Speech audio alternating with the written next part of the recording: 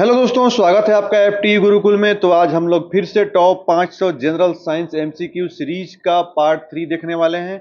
और इसमें हम लोग टॉप 50 क्वेश्चन देखेंगे। और ये ऐसे क्वेश्चन हैं जो कि प्रीवियस ईयर के स्टेट पीसीएस से लेके जो कि बीपीएससी यूपीपीएससी है और वनडे एग्जाम में उसमें आ चुके हैं और आगे भी आने की संभावना है। तो चलिए देर ना करते हुए वीडियो शुरू करते हैं। और पहला क्वेश्चन आप स्क्रीन पे देखेंगे। पहला क्वेश्चन है, लोहे की कील पानी में डूब जाती है लेकिन लोहे का भारी जहाज पानी में तैरता रहता है, इसका मुख्य कारण क्या है? तो देखिए, ये आर्किमिडीज के सिद्धांत पे कार्य करता है। विस्थापित जल का भार, इसके बारे में मैं आपको डिटेल बता दूं। देखिए, जहाज का शेप ही ऐसा बनाया जाता है। डूबने का और नहीं डूबने का सिद्धांत ऐसा है कि जो ज्यादा पानी विस्थापित करता है, अपने भार से ज्यादा पानी अगर विस्थापित कर देगा तब वो नहीं डूबेगा।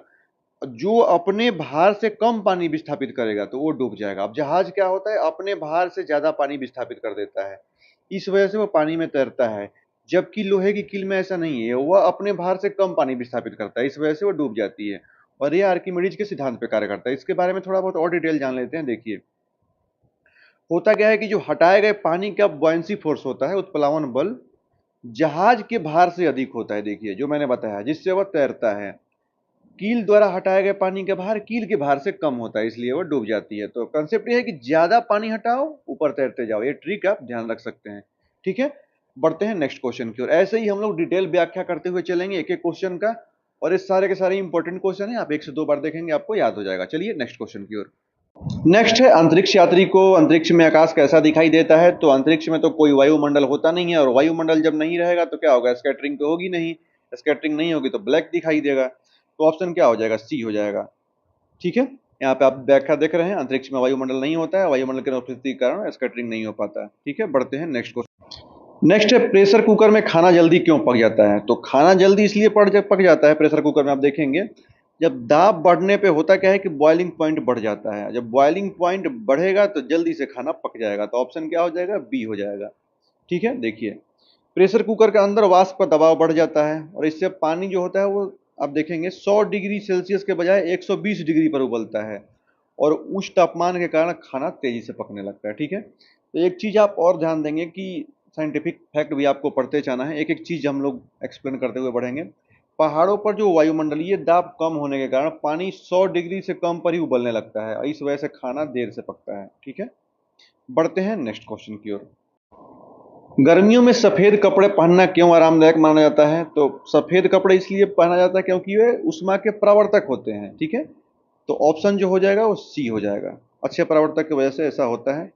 अब देखिए, सफेद रंग सूर्य के प्रकाश और उष्मा को अच्छे से परावर्तित कर देते हैं और इससे शरीर कम गर्म होता है। और इसके विपरीत आप देखेंगे तो जो काला रंग होता है वो बहुत ज्यादा अवशोषक होता है, यानी कि ऑब्जर्वर हो जाता है।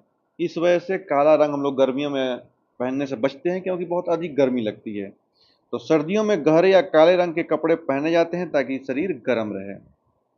बढ़ते हैं नेक्स्ट क्वेश्चन की ओर। चमगादड़ रात में बिना टकराए कैसे उड़ लेते हैं? तो चमगादड़ का कंसेप्ट ये है कि चमगादड़ जो करते क्या है कि वो अल्ट्रासोनिक वेव उत्पन्न करते हैं, यानी वे पराश्रव्य तरंगे उत्पन्न करते हैं।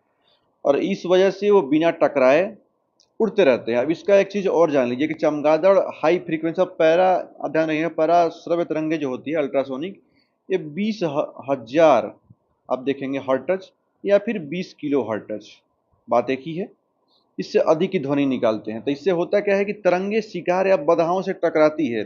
जब तरंग जाएगी तो उसे टक्कर खा के वापस रिफ्लेक्ट होती है, तो इससे उनको दूरी का और दिशा का पता लग जाता है। ठीक है, एक बात और भी ध्यान रखिएगा, सोनार भी होता है वो इसी सिद्धांत पे कार्य करता है।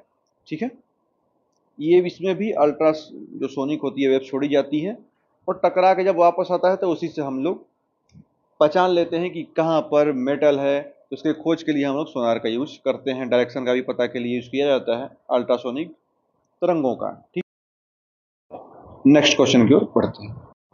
ये क्वेश्चन कई बार रिपीट कर चुका है, रेडियो एक्टिविटी की एसआई इकाई क्या है? तो रेडियो एक्टिविटी की जो एसआई क्या है वो बैकुरल है, क्यूरी पे नहीं जाना है। इसके बारे में भी आपको डिटेल बता दूंगा। ठीक है, ऑप्शन फिलहाल बी याद रखिए। देखिए, रेडियो एक्टिविटी की जो अंतर्राष्ट्रीय एसआई यूनिट है वो बेकुरल है और इसके जो खोजकर्ता थे वो हेनरी बेकुरल थे और इन्हीं के नाम पे इनका नाम रखा गया था। ठीक है, तो ये जो एक बेकुरल होता है वो एक 6 प्रति सेकंड के बराबर होता है, एक 6 प्रति सेकंड। और एक चीज और ध्यान रखिए, जो कन्फ्यूजन होती है, जो क्यूरी है वो रेडियो एक्टिवता की पुरानी और गैर एसआई यूनिट थी। ठीक है, क्वेश्चन नंबर 107 है, ऑप्टिकल फाइबर का उपयोग तीव्र गति के लिए इंटरनेट संचार में किया जाता है, यह किस सिद्धांत पर कार्य करता है? तो जो ऑप्टिकल फाइबर जहां दिखे तुरंत आइएगा टोटल इंटरनल रिफ्लेक्शन पे, ऑप्शन सी पे। इसके बारे में आपको बता दूं, ऑप्टिकल फाइबर होता क्या है, कांच या प्लास्टिक के पतले तार होते हैं, ठीक है। इसमें होता क्या है कि प्रकाश का जो पूर्ण परावर्तन, जो आंतरिक परावर्तन होता है, टोटल इंटरनल रिफ्लेक्शन जिसको बोलते हैं, इसमें डेटा सिग्नल बिना किसी ऊर्जा हानि के प्रकाश की गति से यात्रा करता है, ठीक है, इसलिए इसका यूज करते हैं।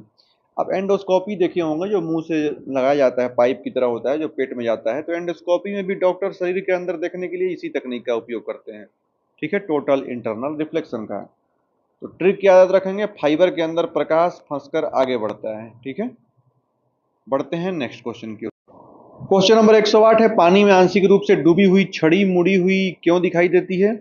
तो जो डूबी हुई जो छड़ी होती है वो मुड़ी हुई इस वजह से दिखाई देती है क्योंकि वहां पे प्रकाश का अपवर्तन जिसको बोलते हैं रिफ्रैक्शन होता है, इस वजह से छड़ी मुड़ी हुई दिखाई देती है। इसके बारे में थोड़ा मैं आपको डिटेल बता देता हूँ। जब प्रकाश होता क्या है कि सघन माध्यम जैसे कि पानी हो गया और विरल माध्यम हवा हो गया, घना से हल्का घना मान के चलिए, ऐसे याद रखेंगे तो और भी याद हो जाएगा। तो जब वो जाता है तो अपने मार्ग में मुड़ जाता है और अभिलंब से दूर जाता है। इस वजह से अपवर्तन के कारण जो होती है वो छड़ी मुड़ी हुई दिखाई देती है और पानी का तल उठा हुआ दिखता है। इसको ऐसे भी समझ सकते हैं, जैसे देखिए अभिलंब है खड़ा, अब ये सघन माध्यम से जा रहा है और विरल माध्यम की ओर जाएगा तो क्या होगा, ये दूर भागेगा।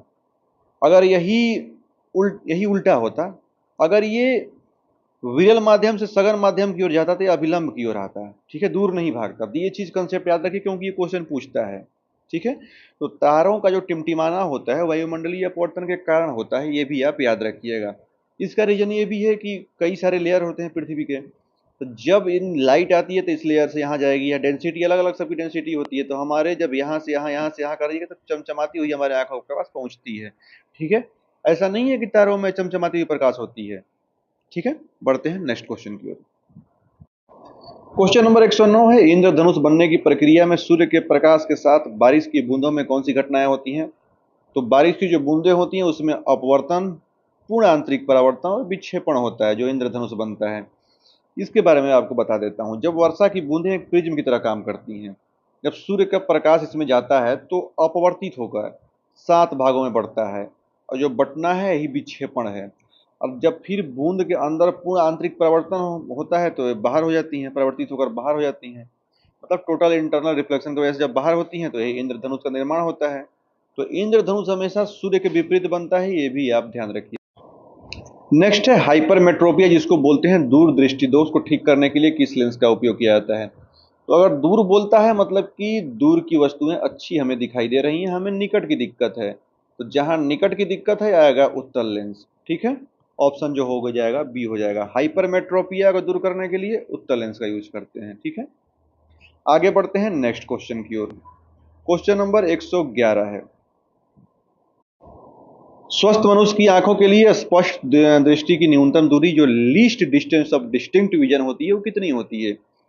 जो स्वस्थ मानव होता है उसकी आंखों की जो स्पष्ट दृष्टि मानी जाती है वो 25 सेंटीमीटर मानी जाती है, इसमें क्लियर दिखता है 25 सेंटीमीटर तक, ठीक है।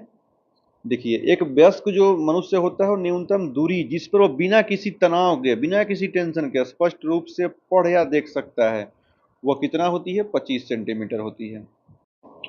विद्युत हीटर की कुंडली नाइक्रोम तार की क्यों बनी होती है? तो इस वजह से बनी होती है क्योंकि इसका जो रेजिस्टेंस होता है वो ज़्यादा होता है और गलनांक बहुत हाई होता है, जल्दी गलता नहीं है, इस वजह से कुंडली में यूज करते हैं, आगे गर्म भी रहे अपना काम भी निकल जाए। तो ऑप्शन क्या हो जाएगा? बी हो जाएगा।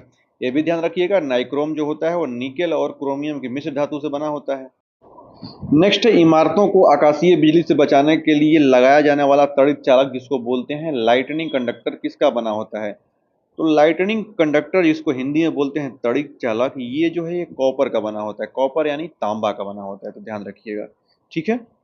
तड़ित चालक तांबे की एक मोटी छड़ होती है, इसका ऊपरी सिरा नुकीला और जो निचली सिरा होता है वो जमीन के गहराई तक से गड़ा हुआ होता है। तो ये करता क्या है कि बिजली के जो भारी आवेश होते हैं इसको सुरक्षित और धरती में भेज देता है, तो इस वजह से इसका हम यूज करते हैं। और इसकी जो खोज की थी वो बेंजामिन फ्रैंकलिन ने की थी, ठीक है। नेक्स्ट है, किस तापमान पर सेल्सियस और फ़ारेनहाइट दोनों पैमाना समान होता है? तो ध्यान रखिएगा -40 डिग्री पे दोनों समान होते हैं। ये क्वेश्चन कई बार रिपीट कर चुका है। नेक्स्ट है, बैरोमीटर में पारे का अचानक तेजी से नीचे गिरना किस बात का संकेत है? तो अगर पारा अचानक आप देखेंगे नीचे अगर गिरने लगा, समझ जाइए कि तूफान या आंधी आने वाला है। अगर धीरे धीरे ऊपर उठ रहा है तो समझिए कि मौसम साफ रहने वाला है। ठीक है। नेक्स्ट है, ध्वनि तरंगे निर्वात में यात्रा क्यों नहीं कर सकती? ध्वनि तरंगे इसलिए नहीं कर सकती क्योंकि इनको मीडियम की जरूरत होती है, और ये होती हैं यांत्रिक तरंगे यानी मैकेनिकल वेव होती हैं। तो मीडियम की आवश्यकता होती है, तो निर्वात में तो कोई मीडियम होती नहीं, इस वजह से ये ट्रेवल नहीं कर सकती।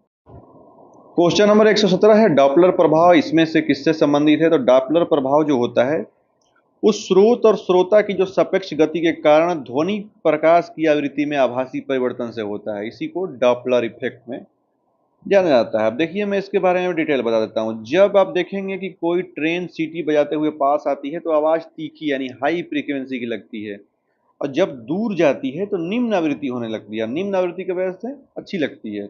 इसी को बोलते हैं डॉपलर प्रभाव। अगर तेजी से पास में आ रही है तो तीखी लगती है, चुभने लगता है यही आवाज। ठीक है।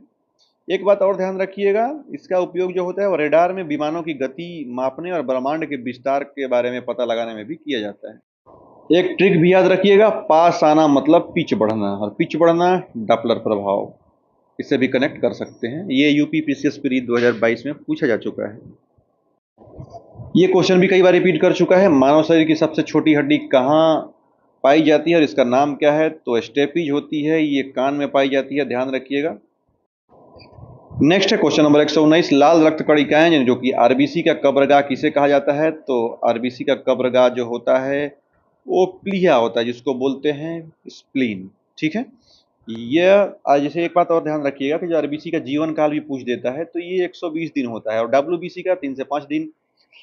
एक बात और आपको ध्यान रखना है कि पुरानी और क्षतिग्रस्त जो होती है वो प्लीहा में जाकर नष्ट हो जाती है, और इस वजह से इसको बोलते हैं आरबीसी का कब्रगाह। एक साइंटिफिक फैक्ट आपको ये भी याद रखना है कि प्लीहा शरीर के लिए एक ब्लड बैंक का भी कार्य करता है। नेक्स्ट है, रक्त का थक्का जमने में कौन सा प्रोटीन मुख्य भूमिका निभाता है? तो थक्का जमने में अगर बोलेगा ब्लड क्लॉटिंग में, तो ये है फाइब्रिनोजेन, इसको आप ध्यान रखेंगे। इसके बारे में मैं डिटेल बता दूं कि चोट लगने पर जो रक्त प्लाज्मा में मौजूद होता है फाइब्रिनोजेन प्रोटीन, ये फाइब्रिन नाम एक धागे में बदल जाता है और एक जाल बनाकर रक्त कोशिकाओं को फंसा लेता है और थक्का जमा देता है। ठीक है। एक चीज और भी ध्यान रखिएगा, जो हेपेरिन होता है ये प्रोटीन शरीर के अंदर नसों में रक्त जमने से रोकता है। अगर जम जाएगा तब तो मौत हो जाएगी, तो इसीलिए फ्लो होता रहना चाहिए। तो हेपेरिन यानी कि तेजी से इसको बढ़ाता है आगे की तरफ, यानी जमने से रोकता है। तो फाइब्रिनोजेन फाइब्रिन धागा में जाल बनाता है, ये थक्का बनने से रोकता है, और हेपेरिन जमने से रोकता है। ठीक है। 121 है, लार में मौजूद टाइलिन एंजाइम मुख्य रूप से किसका पाचन करता है? तो टाइलिन एंजाइम ये एमाइलेज जिसको बोलते हैं, ये स्टार्च का पाचन है। स्टार्च मतलब कार्बोहाइड्रेट का पाचन करता है, तो ऑप्शन जो हो जाएगा वो सी हो जाएगा। क्योंकि करता क्या है कि जब मानव शरीर में पाचन जो होता है वो मुंह से ही शुरू हो जाता है, तो लार में जो मौजूद होते हैं टाइलिन एंजाइम, ये बहुत जो जटिल कार्बोहाइड्रेट होते हैं स्टार्च, इसको तोड़कर मीठे माल्टोज में बदल देते हैं। ठीक है। तो यही कारण होती है कि जब रोटी जब अधिक चबाने पर मीठी लगने लगती है। ठीक है। क्वेश्चन नंबर 122 है, मानव पेट में कौन सा अम्ल स्रावित होता है जो भोजन के साथ आए कीटाणुओं को मारता है? तो मानव पेट में तो HCl का निर्माण होता है, स्रावित होता है, ध्यान रखिएगा। ये भोजन के साथ कीटाणुओं को मारता है। भोजन के साथ जो भी कीटाणु आएंगे इनका सत्यानाश HCl के द्वारा ही किया जाएगा। ठीक है। इसके बारे में थोड़ा और जान लेते हैं।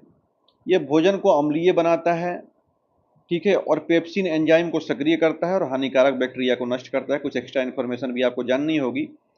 पेट के जो अंदरूनी परत होती है म्यूकस के द्वारा यह प्रबल अम्ल से सुरक्षित रहती है, क्योंकि अगर म्यूकस नहीं रहेगा तो ये जला देगा, बहुत हार्ड होता है। ठीक है। तो ध्यान रखिएगा, स्टोमक जो होती है, स्टोमक की ऑक्सीटिन कोशिकाओं में HCl स्रावित।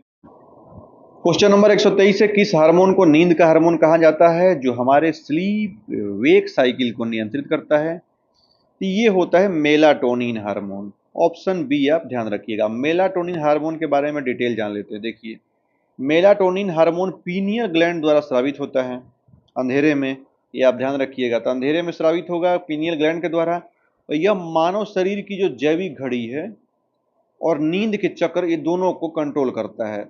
आप देखेंगे मोबाइल स्क्रीन की जो ब्लू लाइट होती है वो मेलानिन जो होता है, मेलाटोनिन, इसके स्राव को रोकती है। तो इस वजह से हम लोग बोलते हैं कि ब्लू फिल्टर लगा के रखिए। तो जब अब देखेंगे कि ये मेलाटोनिन स्राव को जब रोकेगी तो इस वजह से क्या होती है, नींद नहीं आती है। जब ब्लू लाइट को फिल्टर कर देती है तो हम लोगों को एहसास होने लगता है कि ये रात होने वाला है, इस वजह से जल्दी नींद आ जाती है। इसीलिए हम लोग मोबाइल में ब्लू फिल्टर यूज करने को बोलते हैं या ब्लू गार्ड स्क्रीन लगवाते हैं। नेक्स्ट है, मानव मस्तिष्क का सबसे बड़ा भाग कौन सा है जो बुद्धि, स्मृति और सोचने की क्षमता का केंद्र है? तो सबसे बड़ा भाग जब भी पूछे तो ध्यान रखिएगा, इसको बोलते हैं सेरिब्रम। ये आगे जब मस्तिष्क मान लीजिए आपका जो है, तो ये आगे का ये पूरा आप देखेंगे 60% हिस्सा ये पूरा सेरिब्रम ही है, और यही जो है बुद्धि, स्मृति, सोचने समझने सबकी क्षमता यही में पाई जाती है। ठीक है। नेक्स्ट है, मानव शरीर का ताप नियंत्रण जो होता है वो मस्तिष्क के किस भाग में होता है? तो ताप जब भी पूछे तो ये जो बीच में पाया जाता है हाइपोथैलेमस, यही जो होता है टेम्परेचर को रेगुलेट करता है। ठीक है। हाइपोथैलेमस जो होता है वो शरीर को थर्मोस्टेट कहा जाता है। यह शरीर के तापमान 37 डिग्री सेल्सियस, इसमें भूख, प्यास और भावनाओं को नियंत्रित करता है। ये चीज़ आप ध्यान रखिएगा। कुछ स्पेशल साइंटिफिक फैक्ट ध्यान रखेंगे। यह हाइपोथैलेमस जो होता है वो पिट्यूटरी ग्लैंड जिसको बोलते हैं मास्टर ग्रंथि, पीयूष ग्रंथि को भी नियंत्रित करता है। ठीक है। तो मास्टर ऑफ मास्टर इसको बोला जाता है। तो हाइपोथैलेमस मतलब शरीर का रिमोट।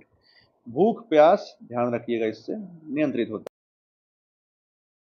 क्वेश्चन नंबर 126 है, कठोर शारीरिक व्यायाम के बाद मांसपेशियों में जो थकान हो जाती है वो कौन से अम्ल के जमा होने के कारण होती है? तो ये लैक्टिक एसिड के वजह से होती है। अब इसके बारे में मैं आपको बता देता हूँ। देखिए, अत्यधिक व्यायाम के दौरान जब मांसपेशियों को पर्याप्त ऑक्सीजन नहीं मिल पाती तो इससे ग्लूकोज का एनएरोबिक रेस्पिरेशन होता है, मतलब कि अवायवीय श्वसन होता है और लैक्टिक अम्ल बनता है, और यही जो होता है वो दर्द के थकान और कारण बन जाता है। ठीक है। इससे कुछ फैक्ट जान लीजिए। आराम करने या मालिश करने से होता क्या है कि जो एनएरोबिक रेस्पिरेशन थी आपकी, इसमें ऑक्सीजन का प्रवाह होने लगता है। जब ऑक्सीजन का प्रवाह बढ़ेगा तो लैक्टिक अम्ल जो होता है वो टूट जाता है। ठीक है। इस वजह से आपकी थकान कम होने लगती है। 127 नंबर है, वर्गीकरण विज्ञान का जनक किसे कहा जाता है? तो वर्गीकरण यानी फादर ऑफ टैक्सोनॉमी जो है वो कार्ल लिनियस हैं। इन्होंने ही द्विनाम पद्धति जो होता है बाइनोमियल नोमेनक्लेचर की शुरुआत की थी। इसमें पहला जो होता है वो जीनस होता है, इसको वंश बोलते हैं, और दूसरा प्रजाति होता है, इसको स्पीसीज बोलते हैं। ठीक है। एक बात और आपको ध्यान रखना है कि डार्विन ने विकासवाद का सिद्धांत दिया था। ये भी पूछता है इवोल्यूशन का सिद्धांत किसने दिया था? तो डार्विन ने दिया था। और लीनियस ने लिस्ट बनाई थी, इससे भी आप कनेक्ट कर सकते हैं, एग्जाम ट्रिक ध्यान रखिएगा। नेक्स्ट है, निम्नलिखित में से कौन से विटामिन जल में घुलनशील होते हैं? तो जल में जो घुलनशील होते हैं वो बी और सी होते हैं, और जो नहीं घुलते यानी ध्यान रखिएगा क्या होते हैं? कीड़ा होते हैं, यानी विटामिन ए डी ई के यानी के ई डी ए यानी कीड़ा। अब ध्यान देंगे, जल में नहीं घुलता, इससे कनेक्ट कर सकते हैं। और घुलता कौन कौन सा है? तो कीड़ा को छोड़ दीजिए, बाकी बी और सी घुल जाता है। ये कीड़ा जो होता है वो फैट में सोलूबल होता है, यानी कि विटामिन के ई डी ए ये फैट में सोलूबल होता है। नेक्स्ट है, विटामिन ई का रासायनिक नाम क्या है? इसकी कमी से क्या प्रभाव पड़ता है? तो विटामिन ई का सबसे पहले रासायनिक नाम है वो है टोकोफेरॉल। और प्रजनन क्षमता में जो कमी होती है जिसको बोलते हैं बांझपन, ये विटामिन ई की जब कमी हो जाती है तो इससे ये प्रभाव पड़ता है। एक बात एक और ध्यान देनी है कि विटामिन ई को ब्यूटी विटामिन भी बोलते हैं, या इसको एंटी स्टेरिलिटिक विटामिन भी कहा जाता है। इसकी कमी से पुरुषों और महिलाओं में जो प्रजनन क्षमता होती है, फर्टिलिटी रेट, वो कम हो जाती है। एक चीज़ आपको ध्यान रखना है, साइंटिफिक फैक्ट, अंकुरित अनाज जो होता है बादाम, सूरजमुखी के बीज, ये विटामिन ई के अच्छे स्रोत माने जाते हैं। इसको खाने से विटामिन ई की कमी नहीं होती क्योंकि इसमें पर्याप्त विटामिन ई पाया जाता है। नेक्स्ट है, आयोडीन की कमी से कौन सा रोग होता है और यह किस ग्रंथि को स्रावित करता है? तो आयोडीन की कमी से घेंगा रोग होता है और ये थायराइड ग्रंथि से प्रभावित होता है। ठीक है। थायराइड ग्रंथि को प्रभावित कर देता है। तो जब भी पूछे आयोडीन की कमी से कौन सा, तो घेंगा ध्यान रखिएगा, गले का। ये तो कई बार पूछा है, रेबीज या हाइड्रोफोबिया के टीके की खोज किसने की थी? तो रेबीज की खोज लुईस पास्चर ने की थी। इनको ध्यान रखिएगा, ऑप्शन जो हो जाएगा वो सी हो जाएगा। ठीक है। लुईस पास्चर ने कुत्ते, बंदर या चमगादड़ के काटने से जो होने वाली वायरल बीमारी होती है रेबीज, इनके टीके की खोज की थी, और इस रोग से मरीज को पानी से डर लगने लगता है, देखकर कांपने लगता है। ठीक है। एक फैक्ट आपको याद रखनी है कि इन्होंने ही दूध को खराब होने से बचाने के लिए जो पाश्चुरीकरण होता है, इस तकनीक की खोज की। 132 है, फलों का प्राकृतिक मीठा स्वाद किस शर्करा की उपस्थिति के कारण होता है? तो जब भी पूछे फलों का प्राकृतिक मीठा, तो ध्यान रखिएगा, सीधे आइएगा फ्रक्टोज पे। ऑप्शन जो हो जाएगा आपका सी हो जाएगा, ठीक है। फ्रक्टोज को बोलते हैं फ्रूट शुगर। यह प्रकृति में पाई जाने वाली सबसे अधिक मीठी प्राकृतिक शर्करा है, फ्रक्टोज, ठीक है। मुख्य रूप से यह फलों में, शहद और जड़ वाली सब्जियों में पाई जाती है। एक चीज आपको और ध्यान रखनी है, टेबल शुगर चीनी जो होती है सुक्रोज होती है, और दूध में लैक्टोज पाया जाता है, ठीक है। नेक्स्ट है जीव विज्ञान में कोशिका की खोज सबसे पहले किस वैज्ञानिक ने की थी? तो सबसे पहले रॉबर्ट हुक ने की थी। इन्होंने सबसे पहले मृत कोशिका की खोज की थी। और जीवित कोशिका जब भी पूछेगा तो एंटनी वान लीवेनहॉक, आप ध्यान रखेंगे, ठीक है। तो ऑप्शन क्या हो जाएगा? बी, रॉबर्ट हुक, ठीक है। इनके बारे में जान लेते हैं। 1665 में रॉबर्ट हुक ने अपने सूक्ष्मदर्शी से कार खोलता है पेड़ की छाल की जो टुकड़े हैं उसमें मधुमक्खी के छत्ते जैसी जो स्ट्रक्चर देखी थी, और उन्हें कोशिका यानी सेलुला का नाम दिया था, और यह मृत कोशिका थी जैसा मैंने बताया था आपको, ठीक है। और जीवित कोशिका की खोज सबसे पहले लीवेनहॉक ने की थी। बढ़ते हैं नेक्स्ट की ओर। नेक्स्ट है कोशिका के नियंत्रण कक्ष यानी कि केंद्रक न्यूक्लियस की खोज किसने की थी? तो कोशिका के न्यूक्लियस जब भी पूछेगा तो सीधे आइएगा रॉबर्ट ब्राउन। ऑप्शन जो हो जाएगा वो बी हो जाएगा, ठीक है। ऑप्शन बी हो जाएगा। अब इसके बारे में जान लेते हैं। रॉबर्ट ब्राउन ने 1831 में आर्किड की जो जड़ों की कोशिकाओं में गोलाकार स्ट्रक्चर देखा था, और इन्होंने इसे न्यूक्लियस का नाम दिया था। इसमें जो डीएनए और गुणसूत्र हैं वो मौजूद होते हैं, ठीक है। एक बात और ध्यान रखनी है, जो न्यूक्लियस होता है यानी केंद्रक होता है, ये कोशिका की जो भी गतिविधि होती है सबको कंट्रोल करता है, यानी ब्रेन ऑफ सेल यही है। 135 है भोपाल गैस त्रासदी जो 1984 में हुई थी, किस अत्यंत विषैली गैस के रिसाव के कारण हुई थी? इसको बोलते हैं मिथाइल आइसोसाइनेट। इससे बहुत लोगों की मौत हो गई थी। तो ऑप्शन सी हो जाएगा। 2 से 3 दिसंबर की काली रात थी भोपाल में, और इसका रिसाव के कारण भयंकर आपदा हुआ था, ठीक है। यह कीटनाशक सेविन बनाने के लिए प्रयोग की जाती है, और यही लीक हो गई थी। सोचिए कितना नुकसान हुआ होगा, तो हजारों लोग मारे गए थे। नेक्स्ट है पीने के जल में नाइट्रेट की अधिकता से शिशुओं में कौन सा गंभीर रोग हो जाता है? तो जो नाइट्रेट की कमी होगी पीने वाले जल में, तो उससे ब्लू बेबी सिंड्रोम हो जाता है, जो छोटे बच्चे होते हैं, ठीक है। होता क्या है कि नाइट्रेट की अधिकता से शिशु के शरीर में हीमोग्लोबिन जो होता है वो मेथेमोग्लोबिन में बदल जाता है। मेथेमोग्लोबिन से होता क्या है कि ऑक्सीजन ले जाने में अक्षम हो जाता है, यानी सक्षम नहीं रहता है। हीमोग्लोबिन ही ऑक्सीजन का प्रवाह करता है। जब हीमोग्लोबिन मेथेग्लोबिन में बदल जाएगा तो फिर ऑक्सीजन लेने में दिक्कत होने लगती है। जब ऑक्सीजन की कमी होगी तो इससे क्या होगा? शरीर नीला पड़ जाता है, और यही होता है ब्लू बेबी सिंड्रोम। एक चीज आपको और ध्यान रखनी है, आर्सेनिक की अधिकता से ब्लैक फुट बीमारी होती है। ये भी कई बार पूछा जा चुका है कि ब्लैक फुट की बीमारी किसकी कम अधिकता से होती है? तो ये आर्सेनिक की अधिकता से होती है। नेक्स्ट है कृत्रिम वर्षा या क्लाउड सीडिंग कराने के लिए बादलों पर किस रसायन का छिड़काव किया जाता है? तो ये सिल्वर आयोडाइड का उपयोग किया जाता है। इसी के छिड़काव से बादलों में होती क्या है कि डेंसिटी कम हो जाती है और बारिश होने लगती है, ठीक है। तो ध्यान रखिएगा, सिल्वर आयोडाइड या फिर ड्राई आइस जो बोलते हैं CO2 का उपयोग क्लाउड सीडिंग में किया जाता है। ये रसायन होते क्या है कि बादलों में बर्फ के क्रिस्टल बनाने के लिए नाभि का काम करते हैं, जिससे बारिश होने लगती है। एक बात आपको और ध्यान रखनी है, जो सिल्वर ब्रोमाइड होता है इसका फोटोग्राफी में उपयोग किया जाता है, तो इससे कंफ्यूज नहीं होता है। सिल्वर आयोडाइड और सिल्वर ब्रोमाइड में आपको कंफ्यूज नहीं होना है। सिल्वर आयोडाइड बादल में, और सिल्वर ब्रोमाइड आप ध्यान रखेंगे फोटोग्राफी में। प्रकृति में पाई जाने वाली सबसे हल्की धातु कौन सी है जिसका उपयोग मोबाइल की बैटरी में होता है? तो सबसे हल्की धातु यानी लाइटेस्ट मेटल जब भी पूछे तो सीधे आइएगा लिथियम पे। ऑप्शन सी हो जाएगा, ठीक है। लिथियम आवर्त सारणी में सबसे हल्की और सबसे कम घनत्व वाली ठोस धातु है, और अपनी जो उच्च इलेक्ट्रोकेमिकल क्षमता के कारण इसका उपयोग जो होता है वो स्मार्टफोन में और ईवी या इलेक्ट्रॉनिक जो होते हैं इलेक्ट्रिक लिथियम आयन बैटरी में इसका उपयोग किया। एक चीज आपको कंफ्यूज नहीं होना है, हीलियम सबसे अक्रिय हल्की अक्रिय गैस है, धातु नहीं है। यहाँ पे क्या लिथियम क्या थी? धातु थी, तो यहाँ धातु पूछा था। जब गैस पूछेगा तो हीलियम पे आइएगा, ठीक है। बढ़ते हैं नेक्स्ट क्वेश्चन की ओर।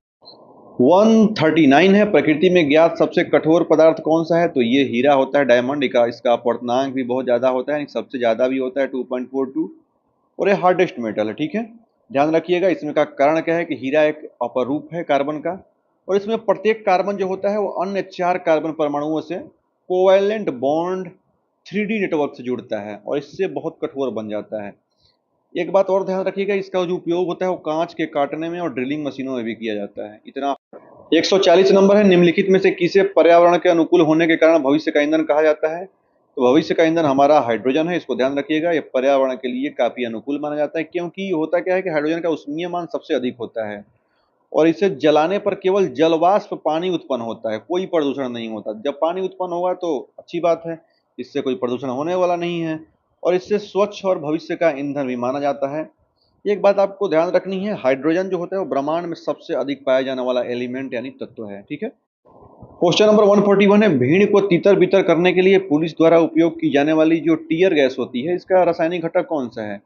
तो इसमें जो हम लोग यूज करते हैं वो CS यानी क्लोरोपिक्रीन गैस यूज करते हैं। ठीक है, तो ऑप्शन सी आप ध्यान रखें। नेक्स्ट है, सिगरेट लाइटर में ज्वलनशील गैस के रूप में मुख्य रूप से किसका उपयोग किया जाता है? तो सिगरेट लाइटर में तो ब्यूटेन का यूज करते हैं, ऑप्शन आप सी ध्यान रखेंगे। देखिए, ब्यूटेन का फार्मूला जो होता है वो C4H10 होता है। बहुत कम दबाव पर आसानी से ये लिक्विड अवस्था में बदला जा सकता है और इस वजह से इसे सिगरेट लाइटर के छोटे से चेंबर में भर दिया जाता है और वाल्व जैसे ही खुलेगी गैस बन जाती है। ठीक है, तो LPG में ब्यूटेन प्रमुखता से पाई जाती है, ये भी आप ध्यान रखिएगा और यही ब्यूटेन आपके लाइटर में यूज की जाती है। नेक्स्ट है, कैंसर के रेडियोथेरेपी उपचार में किस उत्कृष्ट गैस का उपयोग किया जाता है? तो जो रेडियोथेरेपी यानी कैंसर ट्यूमर में जो उपचार किया जाता है नोबेल गैस का, उसका नाम है रेडॉन। ठीक है, रेडॉन का उपयोग ही कैंसर में किया जाता है। देखिए, होता क्या है कि रेडॉन एक नोबेल गैस है और एक रेडियो एक्टिव है एलिमेंट है। ठीक है, तो जब इसका विकिरण के कारण जब इसका विकिरण होता है तो इसका उसका उपयोग कैंसर कोशिकाओं के जो ट्यूमर को नष्ट करते हैं, तो नष्ट करने के लिए रेडियोथेरेपी के लिए इसका किया जाता है उपयोग। ठीक है, तो ये बात ध्यान रखिएगा। यह वायुमंडल में स्वतंत्र रूप से नहीं पाई जाती, तो ध्यान रखिएगा। ट्रिक क्या है, रेडान का रेडिएशन कैंसर को मारता है। ठीक है। नेक्स्ट है, एक सामान्य लेड पेंसिल में शीशे की प्रतिशत मात्रा कितना होती है? तो लेड पेंसिल बस नाम ही है, इसमें लेड नहीं होता है, 0% होती है। ठीक है। नेक्स्ट है, सेब के खट्टे मीठे स्वाद के लिए मुख्य रूप से कौन सा अम्ल पाया जाता है? तो मैलिक एसिड जो है वो सेब में पाया जाता है, ऑप्शन जो हो जाएगा आपका सी हो जाएगा। सेब में मुख्य रूप से मैलिक पाया जाता है, ये पाचन तंत्र को स्वस्थ रखने और ऊर्जा उत्पादन जैसे क्रेब्स चक्र में मदद करता है। टमाटर में ऑक्जेलिक पाया जाता है और अंगूर और इमली में पूछेगा तो टार्टरिक ध्यान रखेंगे। ठीक है, टमाटर में ऑक्जेलिक, ठीक है, और अंगूर इमली में टार्टरिक। 146 है, टमाटर का आकर्षक लाल रंग किस पिगमेंट की उपस्थिति के कारण होता है? तो ये पिगमेंट का नाम होता है लाइकोपीन, इसी की वजह से ये लाल रंग होता है। ठीक है, ये आप ध्यान रखिएगा। लाइकोपीन होता क्या है कि एक शक्तिशाली एंटीऑक्सीडेंट होता है जो टमाटर, तरबूज और पपीते को उनके लाल रंग प्रदान करता है। गाजर का नारंगी रंग कैरोटीन के कारण होता है और चुकंदर का रंग बीटा नॉन के कारण होता है। 147 है, गाय के दूध का हल्का पीलापन कैरोटीन के कारण होता है, लेकिन दूध का जो सफेद रंग होता है वो किस प्रोटीन के कारण होता है, ये पूछ रहा है। तो हल्का पीलापन तो कैरोटीन के कारण होता है, बट सफेद रंग और व्हाइट कलर आपसे पूछेगा तो ये केसिन के कारण होता है, तो ऑप्शन जो आपका हो जाएगा वो सी हो जाएगा। ठीक है, दूध में लगभग 80% प्रोटीन कैसीन होता है और कैसीन के छोटे छोटे जो कण होते हैं ये प्रकाश के सभी दिशाओं में बिखेर देते हैं, स्कैटरिंग कर देते हैं, इस वजह से दूध अपारदर्शी और सफेद दिखाई देता है। एक बात आपको और ध्यान देनी है, लैक्टोज दूध में पाई जाने वाली शर्करा है और प्रोटीन नहीं। ठीक है। नेक्स्ट है, समुद्र की गहराई मापने के लिए किस यंत्र का उपयोग किया जाता है? तो ये तो इजी क्वेश्चन है, फेदोमीटर का उपयोग होते हैं डेप्थ ऑफ ओशियन यानी कि समुद्र की गहराई नापने के लिए। नेक्स्ट है, मानव मूत्र का हल्का पीला रंग किस पिगमेंट की उपस्थिति के कारण होता है? तो यूरोक्रोम जो होता है इसी की उपस्थिति के कारण जो होता है मानव मूत्र का रंग जो होता है वो हल्का पीला होता है। ठीक है, होता क्या है कि हीमोग्लोबिन के टूटने से रक्त में बिलोरुबिन बनता है और इसी के विघटन से यूरोक्रोम नामक वर्णक बनता है जो मूत्र में पीला रंग प्रदान करता है। और आज का लास्ट क्वेश्चन है, मानव रक्त का जो लाल रंग होता है हीमोग्लोबिन के कारण होता है, लेकिन काकरोच और कुछ कीटों के रक्त जो होते हैं हेमोलिम्फ का रंग कैसा होता है? तो जो कुछ कॉकरोच होते हैं और कुछ कीट होते हैं इनका रंग को बोलते हैं हेमोलिम्फ, इनका जो रंग होता है वो सफ़ेद और रंगहीन होता है, जबकि मानव का जो रंग होता है वो क्या होता है, वो लाल होता है। इसका कारण आपको बता देता हूँ, कॉकरोच के जो रक्त होते हैं इसमें कोई हीमोग्लोबिन नहीं पाया जाता है या फिर अन्य कोई भी श्वसन वर्णक नहीं होता है, इस वजह से सफ़ेद या रंगहीन होता है। ये सीधे जो ट्रैकिया होता है श्वास नली से ऑक्सीजन ले लेते हैं। एक बात आपको और ध्यान देनी है, ऑक्टोपस के जो रक्त का रंग होता है वो हेमोसायनिन यानी तांबे की उपस्थिति के कारण नीला होता है। तो ऑक्टोपस का जब भी रक्त का पूछे कलर तो ध्यान रखेंगे ये क्या होता है, नीला होता है।